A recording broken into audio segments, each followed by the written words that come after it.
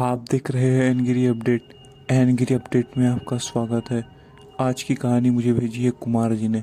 तो चलिए बढ़ते हैं कुमार जी की भेजी हुई कहानी की ओर। कुमार जी बताते हैं कि मैं एक गांव में रहता हूँ और मैं एक किसान हूँ। मेरा जो घर है वो झोपड़ी का है और मैं एक गरीब किसान हूँ। तो मेरे पास पक्का मकान नहीं है और मेरे गांव में बिजली भी नहीं है।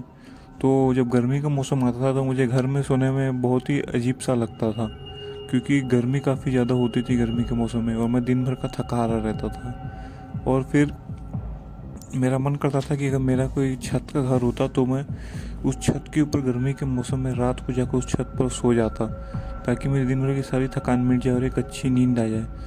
लेकिन ये सपना शायद मेरा जीवन भर सपना ही रहता। तो एक दिन मुझे मेरे दिमाग में एक आइडिया आया, हाँ क्यों ना वो सामने वाले घर में चले जाता हूँ। क्योंकि मेरा जो सामने वाला घर था एक काफ़ी आलीशान घर था, जिसमें जो लोग हुआ करते थे वो यहाँ नहीं रहा करते थे, वो बस छुट्टियाँ मनाने त्यौहार में ही गांव आया करते थे।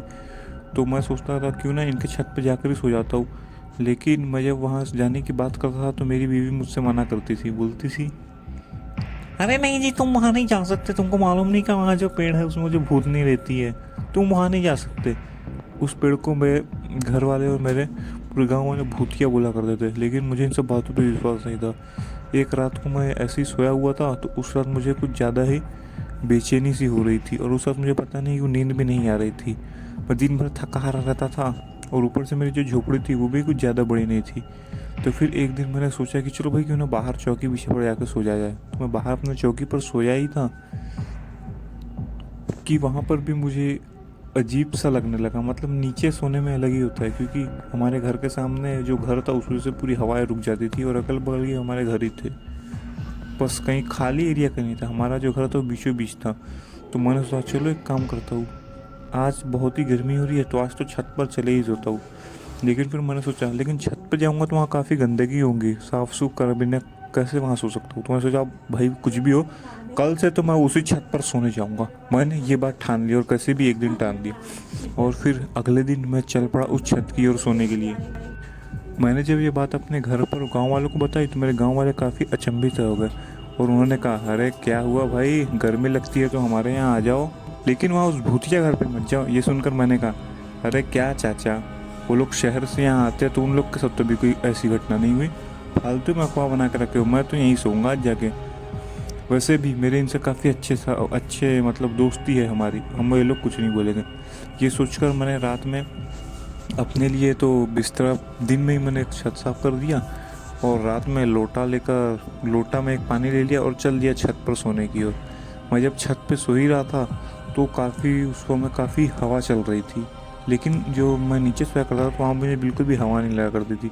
और उस वक्त मुझे बिल्कुल ऐसा महसूस हो रहा था कि जैसे मैं स्वर्ग में सोया हुआ हूँ। मुझे वहाँ इतनी प्यारी नींद आ रही थी कि जिसे मैं अपनी बातों में तो आपको समझा ही नहीं सकता।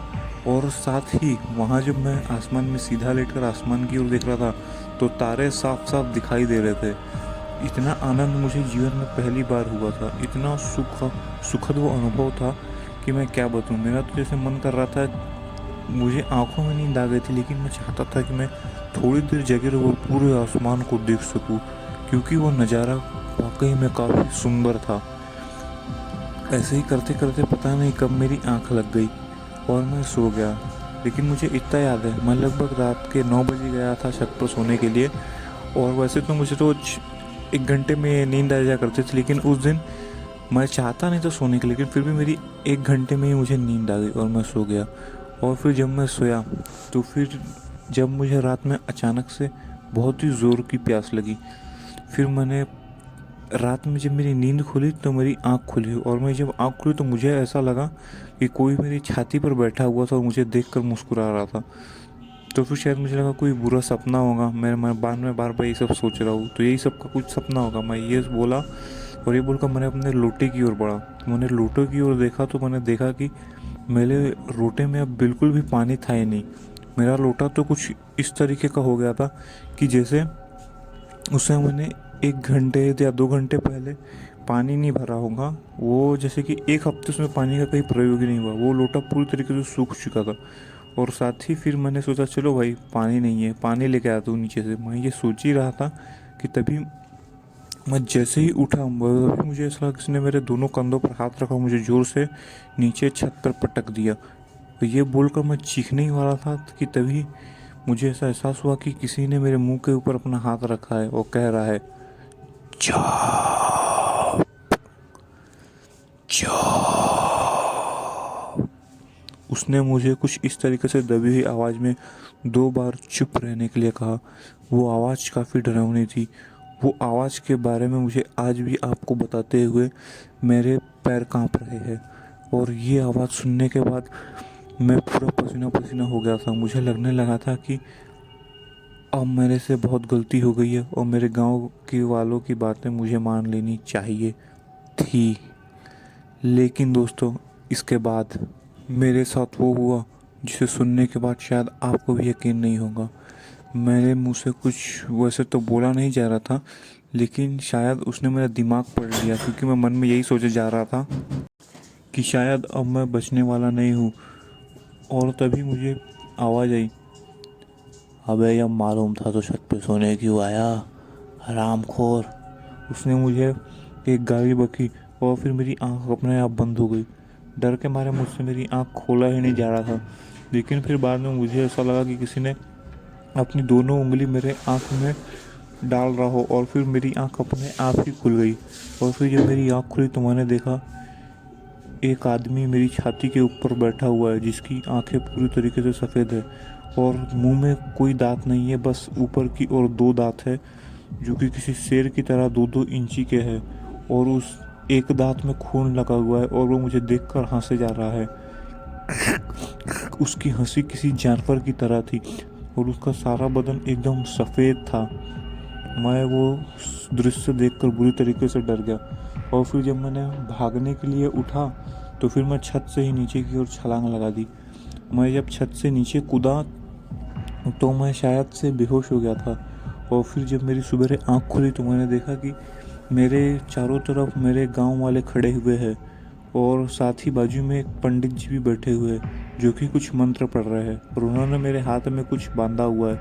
और फिर बाद में उन्होंने मुझसे कहा, अच्छा सुनो, ये लो अपने हाथ में मंत्र ताबीज़ बांधी है, इसे 1 हफ्ते तक बांधे रहना और 1 हफ्ते बाद इसे निकाल कर किसी कुएं में फेंक देना। और हाँ, दोबारा से भूल कर भी उस घर की ओर अकेले सोने मत जाना। तो दोस्तों, ये कहानी मैंने फिर मेरे साथ जो क्या क्या कहानी हुई थी, ये वाली बात मैंने तब अपने सारे के सारे गांव वालों को वहाँ पे सुनाई।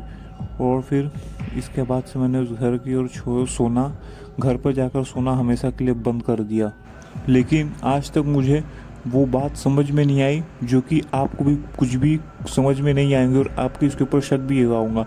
और वो बात ये है कि वो जो भूत था, वो भूत हमारे लगभग सभी के सभी गांव वालों के साथ ऐसी एक ना एक दो घटना वहाँ हुई होगी, लेकिन वो वैसी कोई भी कहानी उन लोगों के साथ कभी नहीं हुई जो कि वहाँ साल भर में मात्र 15 दिन के लिए अपने गांव छुट्टियां मनाने के लिए आते थे।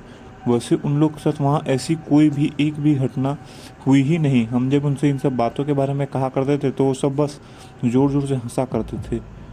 और ये वाली बात तो मेरे पूरे गांव वाले भी कहते हैं कि भैया इन लोगों के साथ कभी कोई घटना क्यों नहीं हुई। अब भैया इसे आप चमत्कार ही कहिए तो ठीक होगा।